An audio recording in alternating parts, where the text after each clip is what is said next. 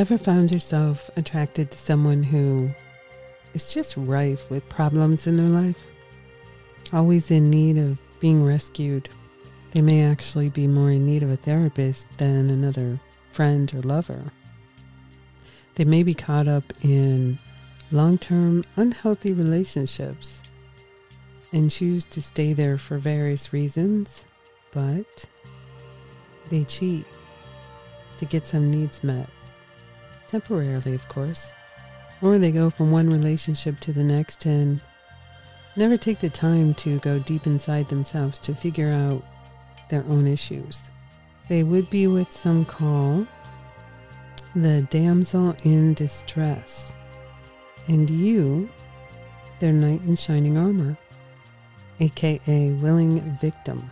This is the dark side of that type of relation, and in today's episode we'll break it down as to why you may find yourself emotionally connected to these people and how you may begin to let go of that role and finally take a look at what issues you may be avoiding in your own life and begin to fix you so you can begin to find healthy people to be with.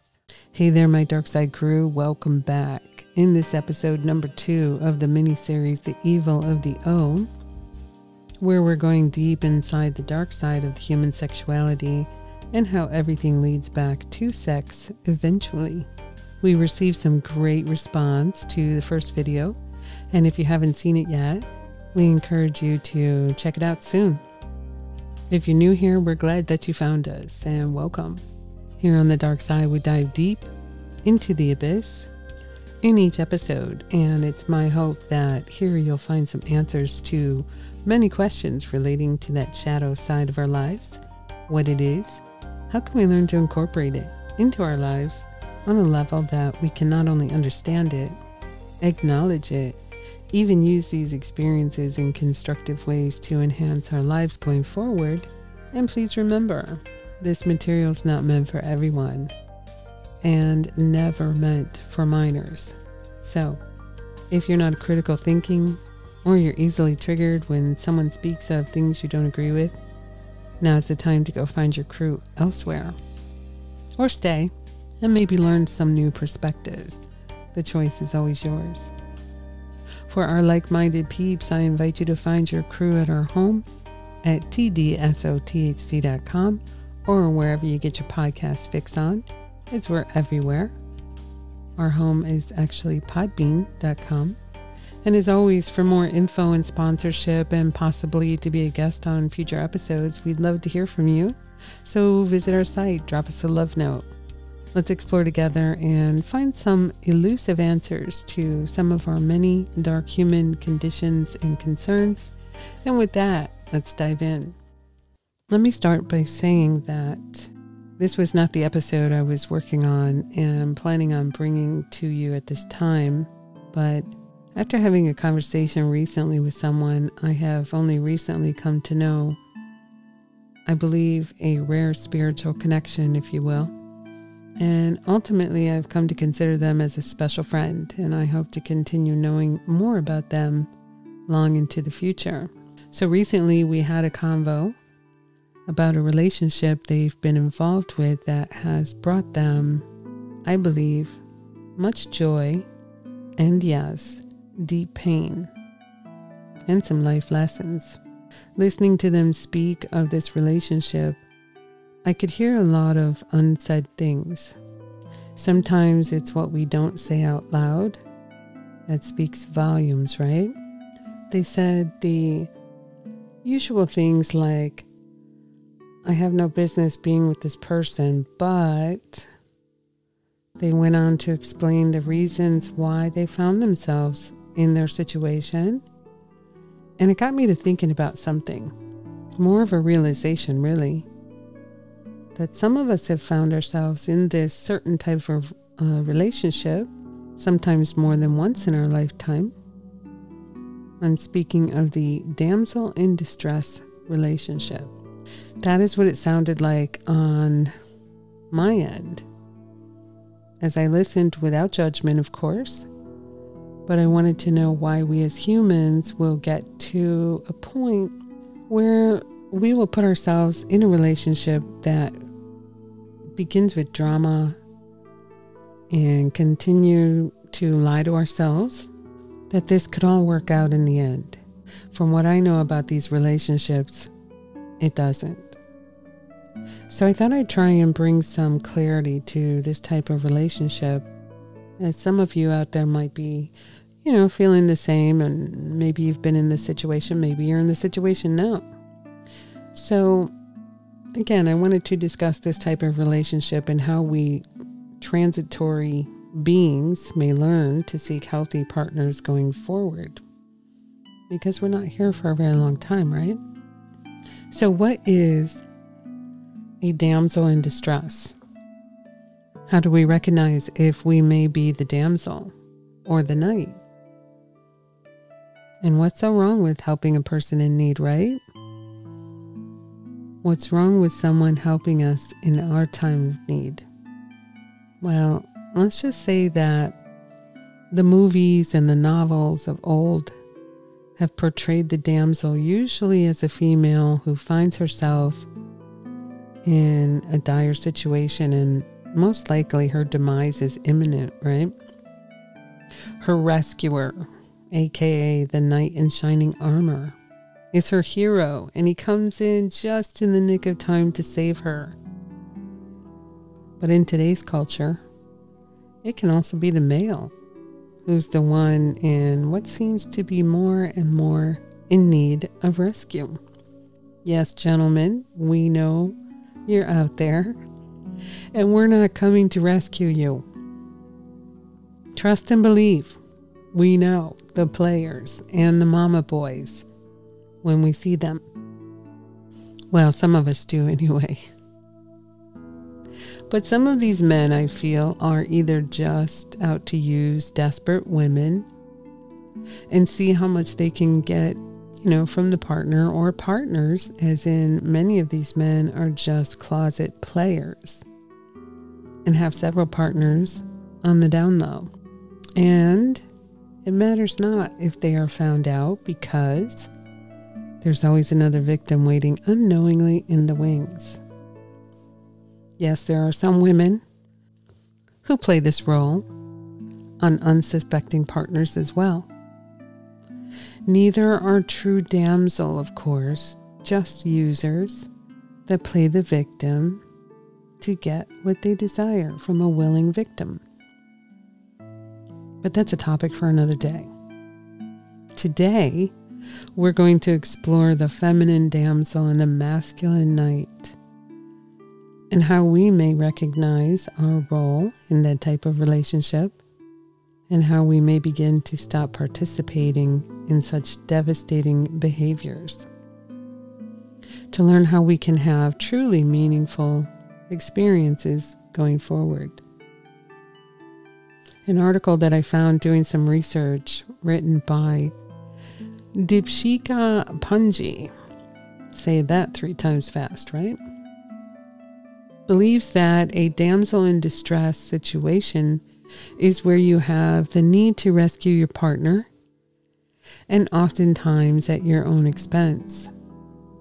You want to solve all of their problems and have them rely solely on you. She states that men in these type of relationships, men who are afflicted with this syndrome, because everything's a syndrome now, right? They're attracted to partners who, her words, seem helpless or exhibit the need of support. She goes on to say that they treat them as an extension of themselves and may criticize and control them in the guise of helping them. She says subconsciously men often do this in the hopes that their behavior will be reciprocated with love and affection and rewarded for their efforts. While she believes there's nothing wrong with a compassionate relationship, she says it can sometimes overlap with codependency, as helping someone without clear boundaries does not lead to a healthy relationship. Ms. Punji gives 5 examples of those afflicted with the syndrome. Number 1, you base your self-worth on the ability to help others. People with this syndrome pride themselves in their ability to save their partners. It becomes their main identity in the relationship. They may even consciously seek out unhealthy or needy partners to fix or rescue them. But more often than not, that leads them into toxic relationships, prevents them from healing from their own emotional traumas or addictions. Since no one came to their rescue, they project their needs onto their partner as they try to give their partner what they never received. So if I'm reading into this statement correctly, she claims that someone who has their own issues and traumas that were never resolved and healed will seek out those who they can focus all of their attention on to save them, in the hopes that this will in turn save themselves from their own pain. That doesn't work out that way, unfortunately. I've learned that one firsthand. So number 2, a history of emotional traumas. Those who suffer from this syndrome also come from experience of emotional abandonment, or may have tried to help a parent who suffered from emotional traumas themselves. She says that unfortunately the rescuer behaves this way out of an enmeshment. Get all enmeshed, right? As they get involved in the issues of their partners. Again, I think that comes back to some boundaries. I believe that our childhood traumas, especially family traumas from those who, they've not healed and used their children as their sole source of identity, and maybe even abused them in numerous ways, physically, emotionally, spiritually. They've set their children up for a life of continuing the cycle of traumatic relationships. I've personally battled my own family traumas, and although I don't know if we ever completely heal, but I do believe that the act of acknowledgement is the first step. And then seeking your personal truth, as well as taking the steps, hard as they may be, to do your own healing. It's a major step in the right direction to living a happier and healthy life, right? Break the cycle is what I've heard. So number 3, gravitation towards those who seem needy. Placing your partner on a pedestal, and doing so, you encourage an unhealthy dependency in the relationship, resulting in your partner depending on you for all of their physical and emotional needs. That one's pretty tough. I heard it said recently that if you treat someone like a celebrity, they'll treat you like a fan. And I don't believe anyone is really worthy of the pedestal, as we are all just humans trying to find our place in this world, right? You can admire someone, you can be intrigued by someone, or even, be inspired by them. I've had a lot of inspiration lately from people in my circle. But in no way do I believe that anyone is above anyone else in the scheme of things. So why would you want to have someone feel they need you, for their very survival in this world, right? We came into the world alone, most of us anyway. And for the most part, we will exit alone. So where does that leave your dependent partner should you check out first? Something to think about. Number 4, micromanage the needy partner's life. I think this one is probably more common than most even realize, really. Or maybe they're not even aware of it. But she says that from the friendships to the professional relationships, you need to be in the know and make decisions for them. Although you may believe you're helping them and keeping them from harm, it may be a subconscious form of control. Again, taking the focus off of your own wounds. That one's pretty deep. This is something I personally take issue with on many levels. And what I mean by that is I cannot be involved with anyone who feels that they have authority over my life. Many have tried, let me tell you, and all have failed. Whether or not they're coming from a place where they believe they know what's best for me and it's from a loving place, I'm sure, maybe. I'm a free-thinking, over 21 adult and have always had issues with authority figures because no one has the right to control another human being. Like ever. Even as a young child, I had major issues with supposed authority figures in my life. You know that saying, "You're not the boss of me"? That was one of my favorites, right? Yeah, that was me. So needless to say, if you feel you need to control another adult's behavior or micromanage their lives, you just might be the one in need of serious therapy. Bottom line, stay in your lane. And finally, number 5. In response to distance, you manipulate your partner to increase their dependency. Dr. Punji believes that when your partner tries to find their independence or decrease their dependency on you, you try to bring them back into a life of dependency, which is a classic behavior of someone who suffers from damsel in distress syndrome. And this is different from an empathetic relationship.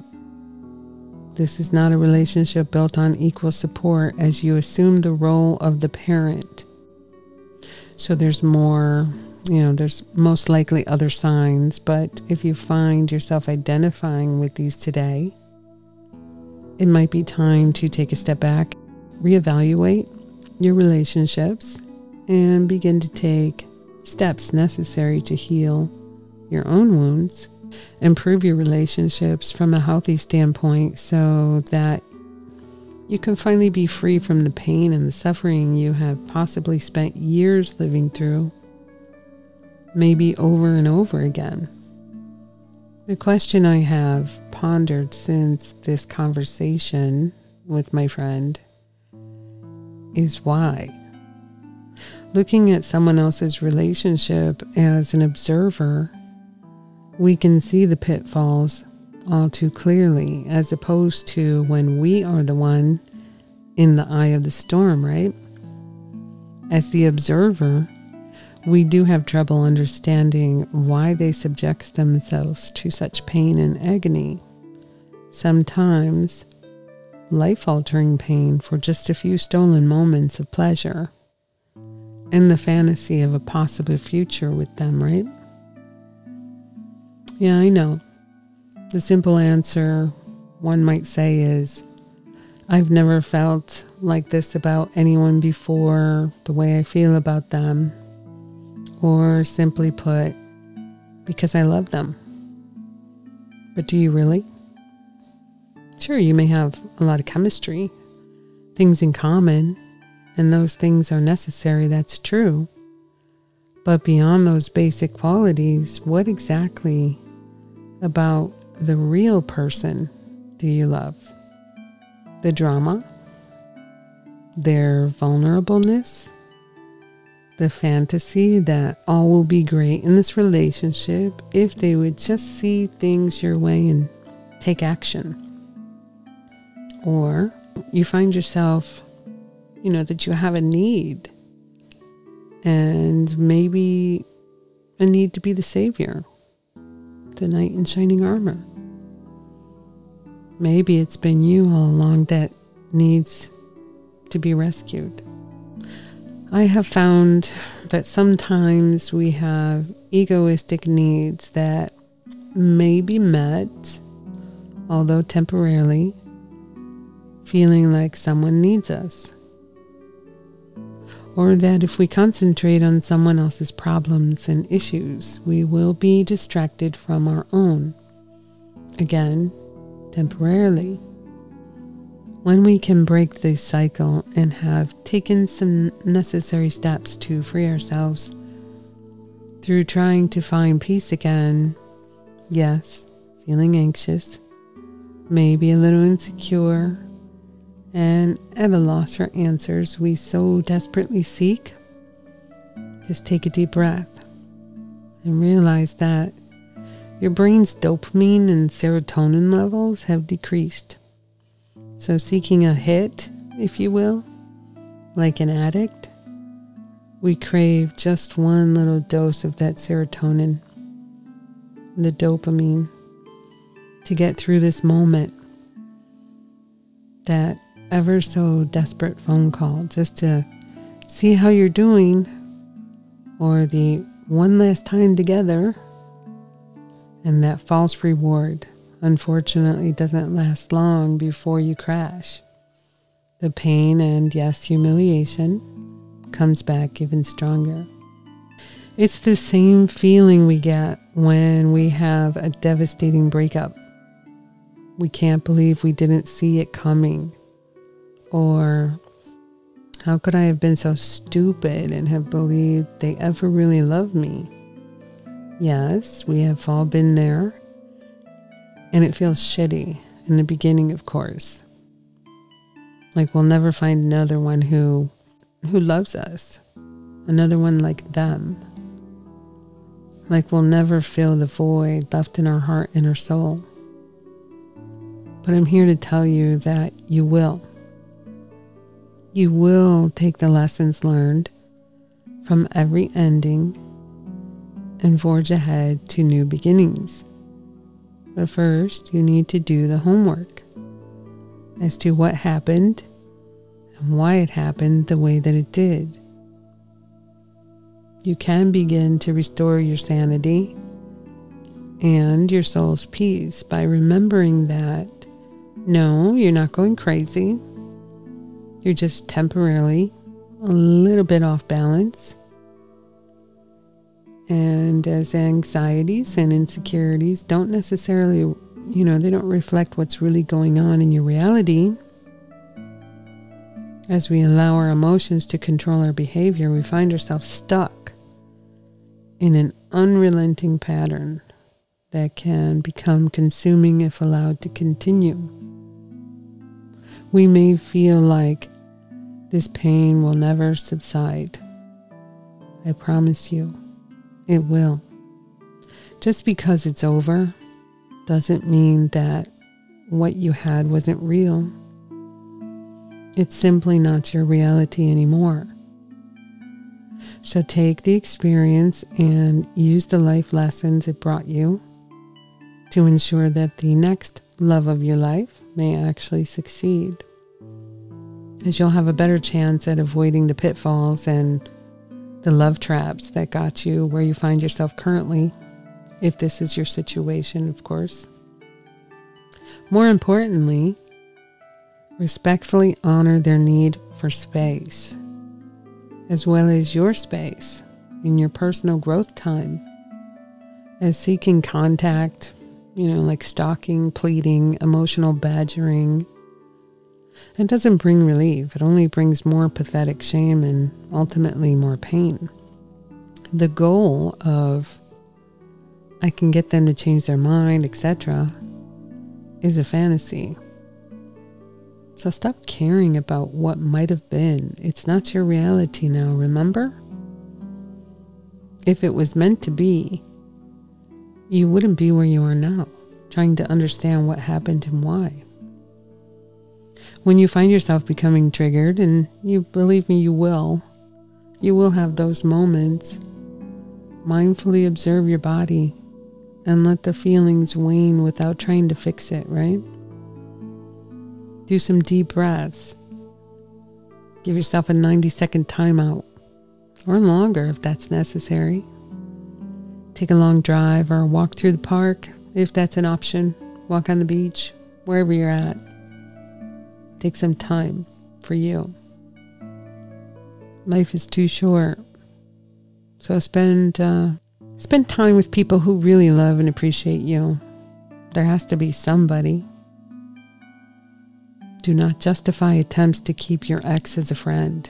This one is big. Really big. At least not initially. I don't know anyone who's been able to just be friends right away. If ever. If ever. Really? That's just holding on. Especially if there's lingering feels on either side, right? Understand that it's okay not to be friends. Moving on is a sign of personal growth, and more often than not, it may truly be what's really needed in order to move forward and heal yourself. It's okay to feel sad that your relationship has ended. Grief is an important first step in the healing process. We all know that. It's like step number 1, I believe. So by trying to rush past this important step only means that you're not ready to take future relationships seriously. And the same situation may find its way to you once again as you've refused to acknowledge the traumas that you've experienced, and the baggage just gets heavier the next time around. You can bet on it. Know that you deserve better than where you find yourself at the moment. Again, if this is your situation, right? But you and only you can give that gift to yourself. It's time to be your own hero for once. And how do you do that? Well, you can start by reclaiming your dignity, restore your self-respect, nurture your health and your soul through physical activities, meditation, do some yoga, some nature walks, eat healthy, organic foods, lots of water, purified water, of course, making the changes that you've been putting off while you were being distracted by these unhealthy relationships. Taking care of yourself helps you feel confident, optimistic, attractive, and live an authentic existence. And isn't that really what we're trying to do anyway? I mean, really, what else is there at the end of the day, right? There's nothing wrong with helping someone or being helped in a time of need. Of course not. I mean, we're human. Or I think that we're all just here for love and compassion. And we have so little of it these days, but it is there. It's a good way of making sure that you're not sucked into relationships that you have no business being in the first place. Yes? And let's face it, sometimes those of us who are empaths, which I happen to think I'm one, we live to help our fellow humans. And sometimes we're the easiest targets for those who seek to suck the life right out. That's true. But knowing the difference between who really needs our help and who's there, those who put themselves in bad situations and expect the night to come along and save them time and again. Personally, I don't have that kind of energy, nor the desire to put myself through the pain and drama at this stage of the game anymore. Been there, done that, as they say. I will also say that sometimes, being a good human, we overlook the red flags that they're just waving in our face, right? And we believe that because we are good humans, that we would see it coming, but not always. So before we find ourselves emotionally and physically involved in another toxic I can fix it relationship, take a step back and look at this individual beyond what they are presenting themselves to be. Ask yourself some serious questions as to why you're so compelled to put yourself in the middle of their drama, and if the costs are really worth it, in the end, and go from there.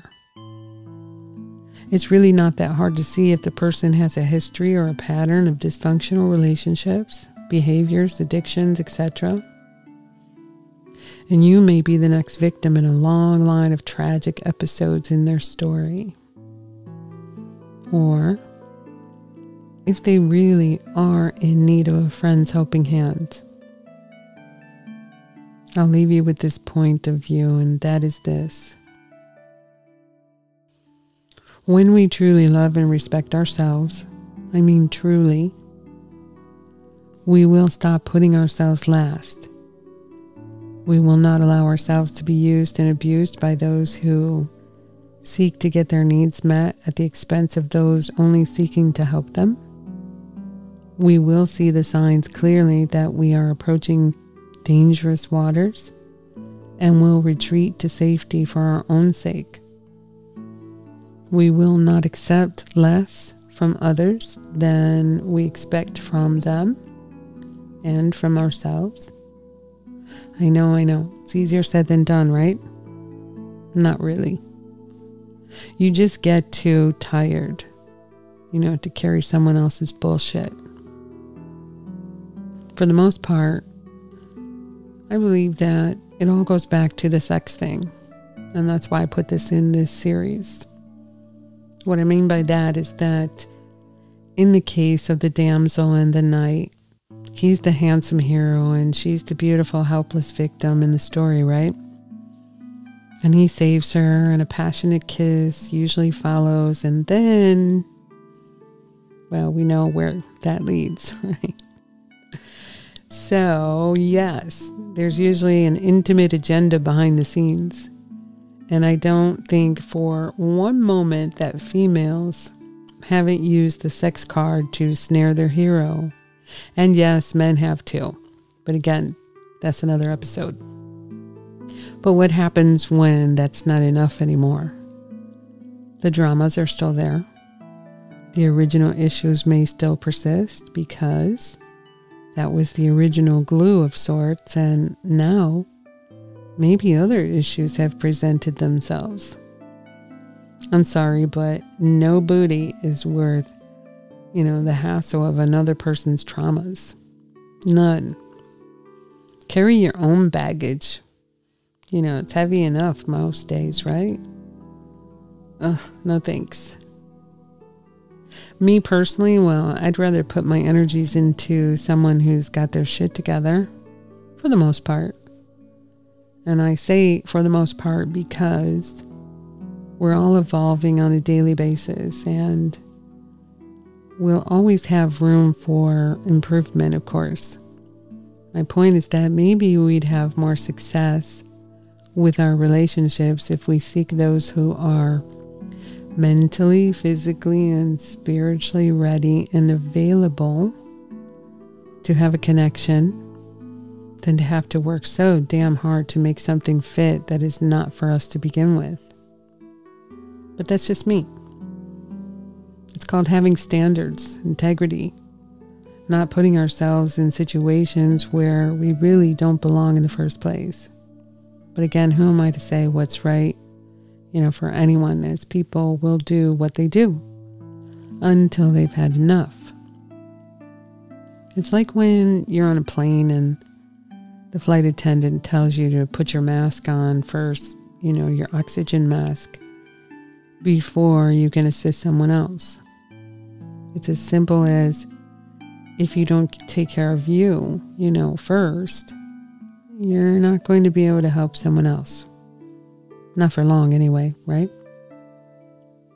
Like I said in another episode, relationships don't have to be hard and full of chaos. If the people involved really get it and really want to be together. at least know exactly where they're coming from and where a relationship may ultimately end up, giving those parameters, that you're working with. So no, our relationships don't have to be hard. We just sometimes choose to make it that way. Why? As I was contemplating this episode, I was reminded of a song by a band. Here we go, music again, right? The band Rush, where they say, all the world's a stage and we are merely players, performers, and portrayers. And if that's true, then I ask, who's the director? Are we in fact the star of our own show and everyone else are just our cast? Is it just an improv? Or is it written by a spiritual playwright? And we have no real say ultimately anyway. I ask this because when I think about all the people I've met in my lifetime, there have been many that I would have said no to at a casting call if given that option. Which leads me back to the concept of the knight in shining armor. As a female, we're raised to believe that we are the weaker sex and that if we play our cards right, at least my generation when we were growing up, kids today, I don't know what they're being taught, but if we play our cards right, then we will grow up to meet our knight, marry, raise a family. But then real life happens and we sometimes realize that all along, we really are our own heroes. We are, in fact, the only one we can really depend on for the most part. And the sooner we get to that understanding, the better off we will be. So with all of that said, I'm going to leave it here today and possibly pick up another episode in the future. If any of this has resonated with your situation, don't hesitate to contact the show, as we'd love to hear from you, or even invite you to share your story on future episodes, anonymously, of course, if that's what you desire. And as we wrap up another episode, let's get to my favorite part, the quote of the day. My entire life, I saw myself as the beautiful damsel or the graceful maiden. I was the princess searching for her knight. But with my newfound abilities, I finally discovered that after all this time, I was the powerful witch. By Christina L. Barr. From what I gather, we have to be our own hero in the end. And once we can become whole on our own, can we make room for a healthy and whole person to become our other half. Just my opinion. Remember, as always, take whatever resonates and leave the rest. I'd like to take a moment to thank my friend for the inspiration of this topic and wish them a speedy and peaceful resolve. They know who they are. Much love, my friend. So as we come to the end of the show today, I hope I've enticed your mind just a little bit. Maybe you're asking yourself a few new questions or maybe found an answer to some. I'd love to hear your thoughts as to what may or may not have received today and what dark areas you'd like to explore here on future episodes. I look forward to diving deep into many more topics with you and dissecting many more fascinating human experiences. For more info, contact the show. Check us out at tdsothc.com. And if you like what we're bringing you, consider supporting the show on Patreon. And as always, remember to hit the subscribe button on your way out so you'll get notified with our new episodes. And remember, if today has you feeling anxious, confused, and triggered, take a moment right now to quiet your mind. Just breathe. Let go of all your distractions and embrace your mindfulness. Focus your intentions on what you really want and clarify and let go that which no longer serves you. Remember, your determination is your power and your peace to realize your true purpose, as these brief but mindful moments can allow a new path to arise. So till next time, my crew, walk in the light on the dark side, right here where your vibe attracts your tribe.